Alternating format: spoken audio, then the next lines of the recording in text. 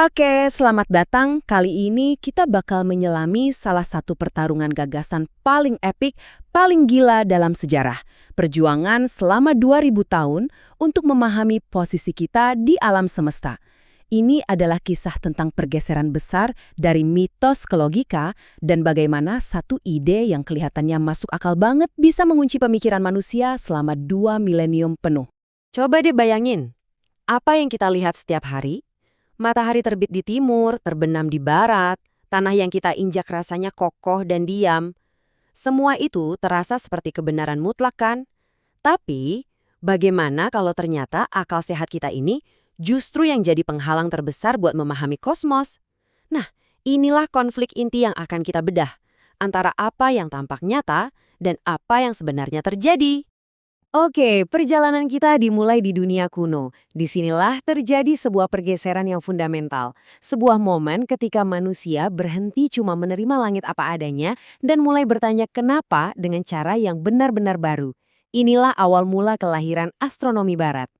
Begini, di satu sisi ada bangsa Babilonia. Mereka jago banget dalam memetakan dan meramal posisi benda-benda langit. Tapi bagi mereka, langit itu ya alamnya para dewa, sesuatu yang gaib di luar jangkauan nalar manusia. Tapi di sisi lain, bangsa Yunani kuno, mereka melakukan lompatan berpikir yang luar biasa. Mereka berani berasumsi kalau alam semesta ini nggak acak-acakan, tapi bisa dipahami lewat logika. Nah, konsep kunci yang jadi motor penggerak revolusi pemikiran ini adalah gagasan tentang kosmos.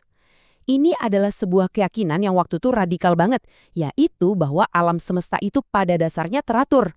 Bukan kekacauan yang nggak bisa ditebak, melainkan sebuah sistem raksasa yang mengikuti aturan-aturan yang bisa dipahami. Keyakinan inilah yang menjadi fondasi bagi semua penemuan sains di masa depan. Dan dari keyakinan akan keteraturan ini, lahir deh sebuah model alam semesta yang saking kuatnya, saking masuk akalnya, sampai-sampai akan mendominasi pemikiran manusia selama hampir 2000 tahun. Mari kita perkenalkan sang juara bertahan dalam pertarungan gagasan kita, model geosentris, atau alam semesta yang pusatnya ada di bumi. Aristoteles, salah satu pemikir paling berpengaruh sepanjang sejarah. Cuma dengan beberapa kata sederhana ini, dia bukan sekadar menyatakan fakta, tapi dia menetapkan sebuah dogma. Kesimpulannya kedengeran logis banget dan pas dengan pengalaman kita sehari-hari, sampai-sampai jadi kebenaran yang nggak terbantahkan selama berabad-abad. Terus, kenapa sih modelnya bisa meyakinkan banget? Ya karena cocok sama apa yang kita semua rasain setiap detik. Kita kan nggak merasa bumi ini berputar kenceng. Kita lihat matahari, bulan, dan planet-planet lewat di langit. Bintang-bintang juga kelihatannya kayak permadani raksasa yang diem aja di atas kita. Inilah kekuatan akal sehat. Modelnya terasa benar secara alami. Dan ini poin krusialnya. Ini bukan sekedar kepercayaan atau tahayul loh. Ini adalah sains pada masanya, yang dasarnya adalah pengamatan dan deduksi logis. Contohnya, Aristoteles memperhatikan kalau bayangan bumi di bulan pas gerhana bulan itu bentuknya selalu melengkung. Dari situ, ia menyimpulkan dengan sangat tepat bahwa bumi pastilah berbentuk bola. Hasilnya, sebuah model yang menjadi dogma intelektual. Karena begitu logis, didukung oleh bukti yang terlihat, dan sejalan dengan filsafat serta teologi pada masa itu, gagasan bumi sebagai pusat alam semesta ini seolah-olah mengunci pemahaman kita tentang kosmos untuk waktu yang sangat, sangat lama. Tapi, ternyata bahkan saat lagi di puncak kejayaannya, benteng gagasan Aristoteles ini sempat goyah loh. Sebuah ide penantang yang super radikal muncul, tapi habis itu lenyap di telan zaman. Mari kita lihat gagasan yang datangnya kecepatan ini. Dengerin baik-baik ya. Lebih dari 100 tahun setelah Aristoteles menetapkan dogmanya, seorang pemikir bernama Aristarchus dari Samos mengusulkan sesuatu yang nyaris tak terbayangkan. Cuma dengan satu kalimat, dia membalikan seluruh alam semesta. Aristarchus ini nggak cuma menempatkan matahari di pusat, dia juga menyadari satu masalah. Kalau bumi bergerak mengelilingi matahari, seharusnya kita melihat posisi bintang-bintang bergeser kan? Fenomena ini namanya paralaks. Nah, karena kita nggak melihatnya, dia membuat lompatan kesimpulan yang jenius banget. Berarti bintang-bintang itu pastilah berada pada jarak yang luar biasa jauh. Dia benar dalam kedua hal tersebut, tapi idenya terlalu radikal untuk zamannya.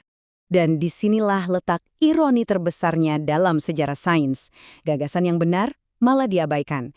Dunia lebih memilih berpegang teguh pada model geosentris yang lebih nyaman dan intuitif. Akibatnya, gagasan cemerlang Aristarchus hampir sepenuhnya terlupakan, tertidur dan menunggu lebih dari 1.500 tahun untuk ditemukan kembali. Jadi, apa yang terjadi selama 1.500 tahun penantian itu? Nah, sementara Eropa sebagian besar kayaknya terpaku pada model lama, pengetahuan itu sendiri nggak diam di tempat. Pengetahuan justru memulai sebuah perjalanan panjang yang berliku, melintasi benua dan peradaban. Oke, sekarang kita kenalan sama Ptolemy.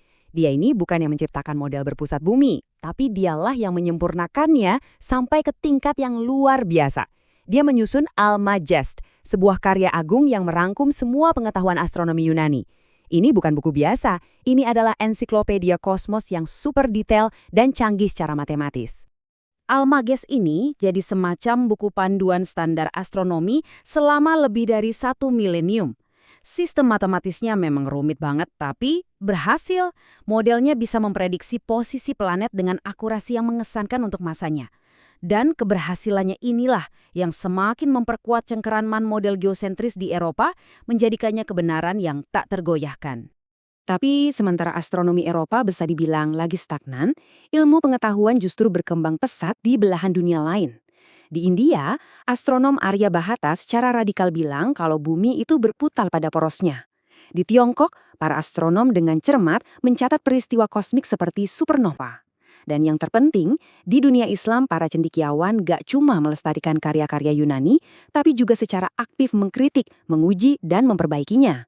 Coba deh lihat betapa luar biasanya perjalanan sebuah buku ini.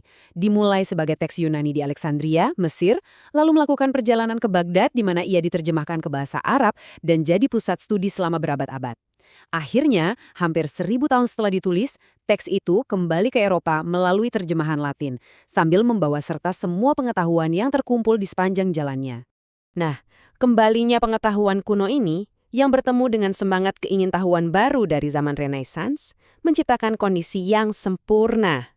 Panggungnya sudah disiapkan untuk kembalinya sang penantang yang telah lama hilang. Pertarungan gagasan akan segera dimulai kembali dengan babak baru yang super dramatis. Dan masuklah Nicolaus Copernicus, seorang astronom Polandia yang mempelajari karya Ptolemy yang baru saja tersedia kembali dalam bahasa Latin.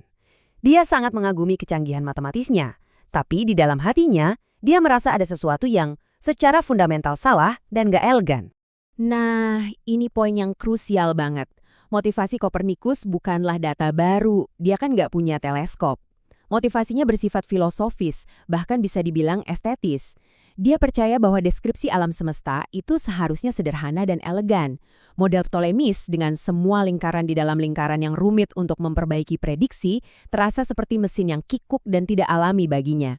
Perbandingan ini merangkum pergeseran paradigma yang fundamental. Bagi Ptolemy, tujuannya adalah prediksi. Apakah model ini berhasil menghitung posisi planet? Kalau bisa, itu sudah cukup.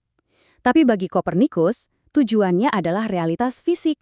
Apakah ini benar-benar cara kerja alam semesta?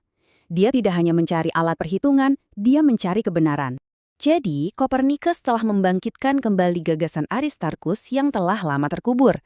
Tapi, menghidupkan kembali sebuah ide itu satu hal. Meyakinkan dunia untuk menerimanya setelah 2000 tahun berpegang teguh pada akal sehat yang nyaman adalah sebuah pertempuran yang sangat berbeda. Sebuah pertempuran yang pada akhirnya akan memicu revolusi ilmiah yang mengubah dunia selamanya.